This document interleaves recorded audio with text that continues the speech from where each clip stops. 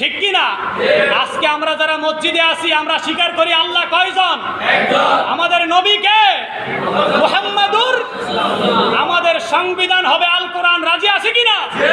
এই দেশের সমস্ত মুসলমান যদি একত্রিতভাবে আমরা শপথ গ্রহণ করি আগামীর বাংলাদেশ হবে ইসলামের বাংলাদেশ, 2 দিনেই সম্ভব। ঠিক কিনা বলে? আমরা যদি শপথ করি আগামীর বাংলাদেশ হবে কোরআনের বাংলাদেশ, 2 দিনেই সম্ভব। ঠিক কিনা বলে?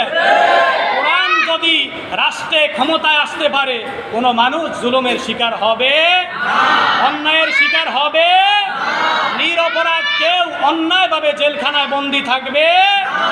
আমরা কি সেই কাজ করতে আমরা রাজি আছি কিনা? আল্লাহ আমাদেরকে তৌফিক দান করে। যারা পড়ে এসেছেন সুন্নত আদায় করে।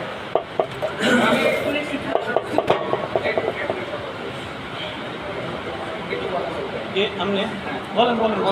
আচ্ছা মাইক স্যারে বলি।